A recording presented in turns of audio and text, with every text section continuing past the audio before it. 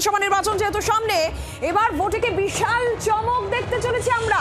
কত দফায় বাংলায় ভোট হবে সেই নিয়ে বরাবর একটা প্রশ্ন ছিল এবং বিরোধীরা বারবার করে সরব হয়েছেন রাজ্যের আইন শৃঙ্খলা পরিস্থিতির অবনতি নিয়ে। সেটা প্রধানমন্ত্রী হোক কিংবা রাজ্যের বিরোধী দলনেতা বারবার করেই রাজ্যে জঙ্গল রাজের কথা উল্লেখ করেছেন। আর এই আবহে পশ্চিমবঙ্গে বিধানসভা ভোট কত দফায় হবে এই জল্পনা যখন চলছে, এবার যে চমক, পশ্চিমবঙ্গে বিধানসভায় ভোট কি এক দফায় হতে চলেছে? 2021-এ যেখানে 8 দফায় ভোট হয়েছিল, 2026-এ এক দফায় কি ভোট হতে চলেছে? যদি তাই হয় সেটা আদৌ কতটা সম্ভব এই প্রশ্ন থাকছে। এবারের ভোটে দফার সংখ্যা কমতে চলেছে সেটা নিশ্চিত। কমিশন সূত্রে যে খবর, দফার সংখ্যা কমতে চলেছে সেটা নিশ্চিত, কিন্তু সেই দফার সংখ্যা কমে কি সেটা এক দফা হতে পারে? আদৌ কি সেটা সম্ভব এই প্রশ্ন থাকছে। ইতিমধ্যেই কমিশনের সঙ্গে বৈঠক করেছেন মুখ্য নির্বাচনী আধিকারিক।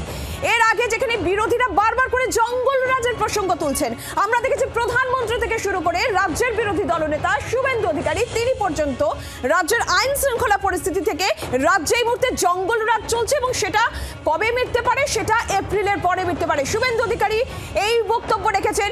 এর আগে দেখেছি প্রধানমন্ত্রী তিনি জঙ্গল রাজের প্রসঙ্গ টেনেছেন। আমরা একবার শুনি কি বলেছিলেন প্রধানমন্ত্রী, কি বলেছিলেন রাজ্যের বিরোধী দলনেতা, শুনুন। জঙ্গল রাজ চলছে কেন? সুশাসন এপ্রিল মাসের পরে আসবে। নরেন্দ্র মোদীজির আশীর্বাদ ধন্য ভারতীয় জনতা পার্টির সরকার হবে। সেই সরকার প্রকৃত সুশাসন দেবে। 11তে আমরা লড়ে খেটে অনেক করে মানুষকে বুঝিয়ে পরিবর্তন এনেছিলাম, সেই পরিবর্তন আসল পরিবর্তন হয়নি। সেই পরিবর্তনের সুফিয়ানের বাড়ি হয়েছে, শাহউদ্দিনের বাড়ি হয়েছে, গরিব মানুষ গরিব থেকে গেছে। আসল পরিবর্তন এবারেই আসবে।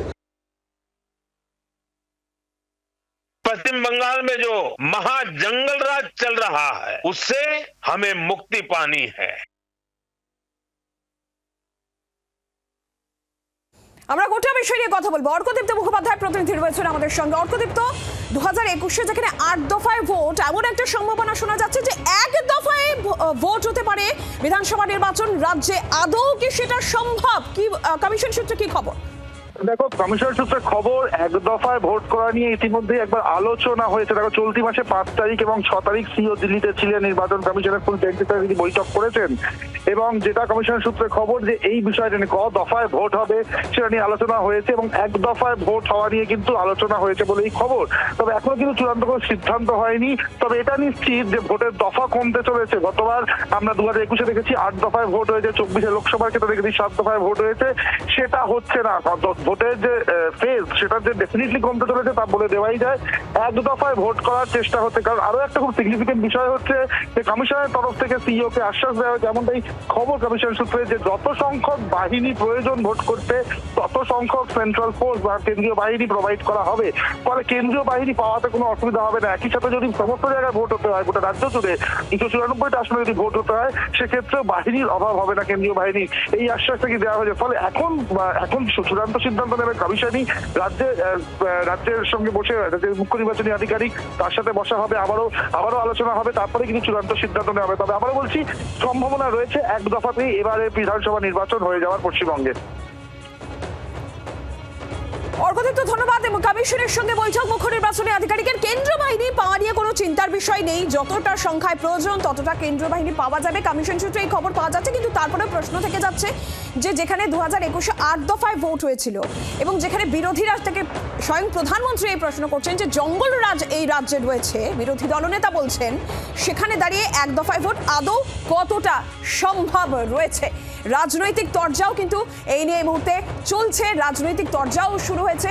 আমরা একবার প্রতিক্রিয়া পেয়েছি আমরা শাসক দলের তরফ থেকে, বা কি বলা হলো, অর্থাৎ তৃণমূল কংগ্রেস জয়প্রকাশ মজুমদারের বক্তব্য এবং বিজেপি কি বলছে রাজ্য বিজেপি মুখপাত্র দেবজিৎ সরকার, শুনুন।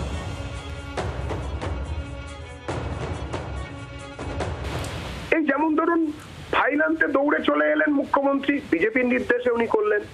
এই যেমন ধরুন 5555 নম্বর গাড়ি বদলে গিয়ে 0555 হয়ে গেল, বিজেপির নির্দেশেই হলো। এই যে প্রতীক জৈন এত কিছু করলেন, সব বিজেপির নির্দেশেই করছিলেন। এই ধরনের সবকিছু, পার্থবাবুর বাড়ির তলা থেকে 1 গাদা টাকা পাওয়া গেল, তার বান্ধবীর বাড়ি থেকে টাকা পাওয়া গেল, বিজেপি বললো বলে হলো। হলো, সবেতেই বিজেপি। এবারে যে ঠান্ডাটা বেশি পড়েছিল ওটাও বিজেপির জন্যই হয়েছে। মুশকিলটা হচ্ছে যে একদিনেই হোক আর 100 দিনেই ভোট হোক, বিজেপি জিতবে, তৃণমূল হারবে, এবং বাঙালি জিতবে, বাংলা জিতবে। নির্বাচন কমিশন তো ঠিক করবে না কত দফা, মাথার উপর থেকে অমিত শাহ এবং বিজেপি ঠিক করে বলে দেবে, নির্বাচন কমিশন সেইটা পালন করবে। প্রশ্নটা হচ্ছে 2021-এ, সেই সময় আপনারা জানেন লকডাউনের পরেই কোভিড পিরিয়ডে 7 দফায় নির্বাচন করা হয়েছিল। মমতা বন্দ্যোপাধ্যায়, তৃণমূল কংগ্রেস এবং সাধারণ বরিষ্ঠ নাগরিকদের আপত্তি সত্ত্বেও এক্সপেরিমেন্ট তো করছে একটার পর একটা। এখন ওটা কাজে দেয়নি বলে সেটা সাপের ছুঁচো গেলা হয়েছে। এখন কি করবে? এখন হচ্ছে একদম এক্সট্রিম, 1 দফায় করলে করবে, সে 1 দফায় করুন, 100 দফায় করুন, জিতবে তো মমতা বন্দ্যোপাধ্যায়। বাংলার আওয়াজ, বাঙালির আবেগ, জি 24 ঘন্টা।